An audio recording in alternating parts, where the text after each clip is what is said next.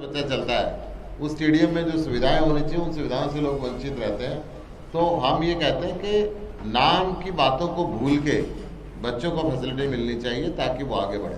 नहीं, आज तक ध्यानचंद जी को, क्योंकि उनको भारत रत्न देने की बहुत बार बात होती रही, लेकिन अब राजीव गांधी खेल रत्न का नाम हटा करके उनका नाम रखना तो वो कहीं ना कहीं जायज है, क्योंकि वो एक बहुत बड़े। देखिए, मैं इस व्यवस्था के अंदर जाना नहीं चाहता, क्योंकि सैकड़ों स्टेडियमों की और इस देश को जरूरत है, राज्यवार जरूरत है।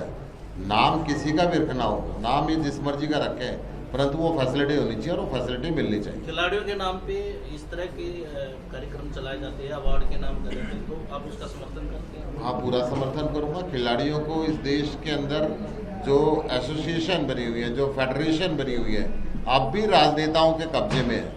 अगर इस देश के खेलों को आगे बढ़ाना है, चाइना सैकड़ों की गिनती के अंदर गोल्ड मेडल लेके आता है, बाकी छोटे छोटे देश लेके आते हैं, हमारा देश क्यों नहीं लेके आता?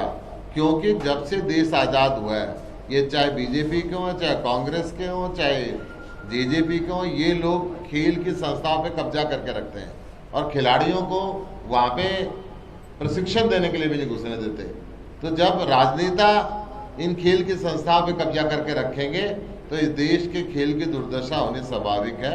इन सभी राजनेताओं को या तो खुद छोड़ देना चाहिए या सुप्रीम कोर्ट का ऑर्डर पारित कर देना चाहिए कि खेल के संस्थाओं पे जो पदाधिकारी बनेंगे वो पूर्व खिलाड़ी ही बने।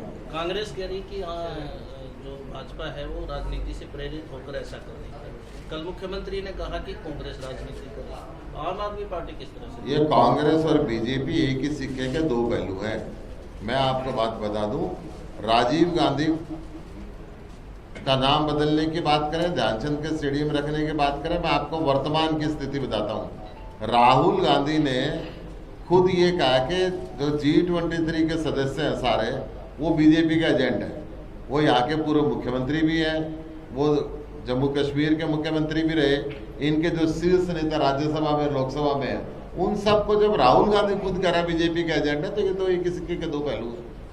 तीसरी बार सरकार बन रही है, प्रमुख विपक्षी दल हम पंजाब के अंदर है, गोवा के अंदर, उत्तराखंड के अंदर, यूपी के अंदर, हम सब जगह चुनाव लड़ रहे हैं। इतनी तेजी से आगे बढ़ने वाली देश की इकलौती पार्टियां हैं। और दिल्ली के अंदर जो अपने आप को 70 साल पुरानी पार्टी कहती थी, कोई 100 साल पुरानी पार्टी कहती थी, जो आज़ादी से पहले की पार्टी कहती थी, सब मिलके 2 डिजिट के अंदर पिछले 2 चुनाव के अंदर नहीं ले पाए। इससे पिछले चुनाव में 3 आदमी आए थे दोनों पार्टियों को मिला के, कुल 4 कंधा देने के लिए जरूरत होती है, वो थे नहीं पूरे। और अब भी दूसरे चुनाव के अंदर देश के गृह मंत्री, देश के बाकी सारे मिनिस्टर, देश के प्रधानमंत्री और बीजेपी शासित राज्यों के सारे मुख्यमंत्री दिल्ली के अंदर जोर लगाते रहे, परंतु देश के अंदर इकलौता मुख्यमंत्री अरविंद केजरीवाल है जिसने कहा कि यदि मैंने काम किया तो वोट देना, नहीं तो वोट मत देना। बाकी मुख्यमंत्री कहते हैं साहब करूंगा आप वोट दो, परंतु अरविंद केजरीवाल कहते हैं मैंने किया तो दो।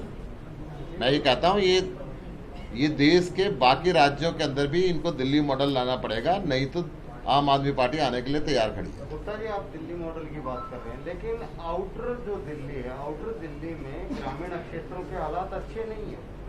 वहाँ जाने वाली सड़कें टूटी पड़ी हैं। पीवीसी मार्केट का आप टिकरी बॉर्डर पे हालात देख लें, वहाँ से बंदा निकल। आपने क्वेश्चन ठीक उठाया, क्योंकि वो सारे निगम के रोड है।